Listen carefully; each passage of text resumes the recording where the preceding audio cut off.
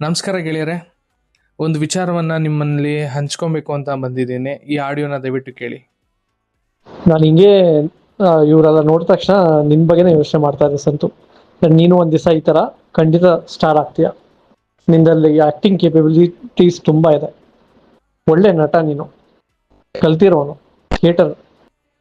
ಕೇಳಿಸ್ಕೊಂಡ್ರಲ್ಲ, ಈ ಆಡಿಯೋ ಬೇರೆ ಯಾರ್ದು ಅಲ್ಲ, ನನ್ನ ಒಬ್ಬ ಗೆಳೆಯರದು. ಅವರ ಒಂದು ಅಭಿಪ್ರಾಯನ ಈ ವಾಟ್ಸಪ್ ಮೆಸೇಜಲ್ಲಿ ವಾಯ್ಸ್ ನೋಟಲ್ಲಿ ಕಳಿಸಿದ್ರು. ಕೇಳಿದ ತಕ್ಷಣ ನನಗೆ ಒಂದು ಸ್ವಲ್ಪ ಸ್ಫೂರ್ತಿದಾಯಕ ಮಾತು ಅಂತ ಅನಿಸ್ತು. ಒಂಥರ ಖುಷಿ ಕೊಡ್ತು. ಯಾಕಂದರೆ ನಾವು ಯಂಗಲ್ಲಿದ್ದಾಗ, ಅಂದರೆ ನನಗೇನು ತುಂಬ ವಯಸ್ಸಾಗಿದೆ ಅಂತ ಹೇಳ್ತಿಲ್ಲ, ನಾವು ಅಂದರೆ ಯಂಗಲ್ಲಿದ್ದಾಗ ಎಷ್ಟೋ ಹೋರಾಟಗಳು ಮಾಡ್ತಾ ಇರ್ತೀವಿ. ಏನಾದರೂ ಒಂದು ಸಾಧನೆ ಮಾಡಬೇಕು ಅಂತ ಓಡಾಡ್ತಾ ಇರ್ತೀವಿ. ಅವಕಾಶಗಳಿಗೋಸ್ಕರ ನಾವು ಹುಡುಕಾಡ್ತಾ ಇರ್ತೀವಿ. ಹಾಗೆ ನಾನು ಕೂಡ ರಂಗಭೂಮಿಲಿ ಮತ್ತು ಸೀರಿಯಲ್ಸು, ಸಿನಿಮಾ ಇಂಡಸ್ಟ್ರಿಲಿ ತುಂಬ ಹಲವಾರು ಪ್ರಯತ್ನಗಳನ್ನು ಮಾಡಿದೆ.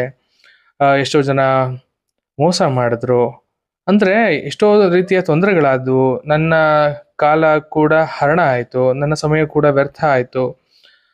ಹೀಗೆ ಮುಂದುವರಿತಾ ಕೌಟುಂಬಿಕ ಜೀವನಕ್ಕೆ ಕಾಲಿಟ್ಟಾಗ ಎಷ್ಟೋ ಕಮಿಟ್ಮೆಂಟ್ಗಳು ಬಂತು.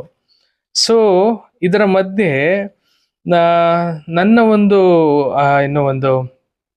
ಪ್ರತಿಭೆಯನ್ನು ನೋಡಿದಂತಹ ಗೆಳೆಯರು ಈ ಥರ ಯಾವಾಗೋ ಒಂದ್ಸರಿ ಈ ಥರ ಮೆಸೇಜ್ ಹಾಕಿದಾಗ, ಈ ಥರ ಮೆಸೇಜ್ ಕಳಿಸಿದಾಗ, ಅವ್ರ ಅಭಿಪ್ರಾಯ ಹೇಳಿದಾಗ ಮನಸ್ಸಲ್ಲಿ ಏನೋ ಒಂದು ಸ್ಫೂರ್ತಿ ಹುಟ್ಟುತ್ತೆ, ಏನೋ ಒಂಥರ ದೃಢತೆ ಹುಟ್ಟುತ್ತೆ. ಏನಂದರೆ ಹೌದು, ನಾನು ಒಂದು ಪ್ರಯತ್ನ ಮಾಡ್ಬೋದಲ್ಲ, ಸೋತಿದ್ವಿ ಆದರೆ ಸತ್ತಿಲ್ವಲ್ಲ, ಚೆನ್ನಾಗಿ ಏನಾದರೂ ಒಂದು ಪ್ರಯತ್ನ ಮಾಡ್ಬೋದಲ್ವಾ ಅನ್ನೋ ಒಂದು ಸ್ಫೂರ್ತಿ ಮನಸ್ಸಲ್ಲಿ ಹುಟ್ಟುತ್ತೆ.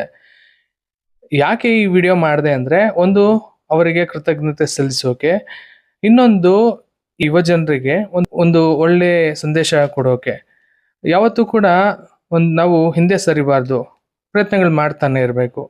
ಯಾವತ್ತಾದ್ರೂ ಒಂದು ದಿವಸ ನಮ್ಗೆ ಒಳ್ಳೆ ಒಂದು ಅವಕಾಶ ಸಿಗುತ್ತೆ. ಹಿಂಗೆ ನಮ್ಮ ಜೂನಿಯರ್ ಇದ್ದರು ಒಬ್ಬರು ನನ್ನ ಕಾಲೇಜಲ್ಲಿ. ಒಂದು ಮಾತು ಯಾವಾಗಲೂ ಭಾಷಣದ ಆರಂಭದಲ್ಲಿ ಹೇಳ್ತಿದ್ರು, ಬಿಸಾಕಿದ ಬೀಜ, ಕಲ್ತಿರೋ ವಿದ್ಯೆ ಮುಂದೆ ಒಂದಲ್ಲ ಒಂದು ದಿವಸ ಮೊಳಕೆ ಹೊಡೆಯುತ್ತೆ ಅಂತ. ಅದು ಸತ್ಯ ಅನಿಸುತ್ತೆ. ನೋಡೋಣ, ಭಗವಂತ ಇದ್ದಾನೆ. ಧನ್ಯವಾದಗಳು.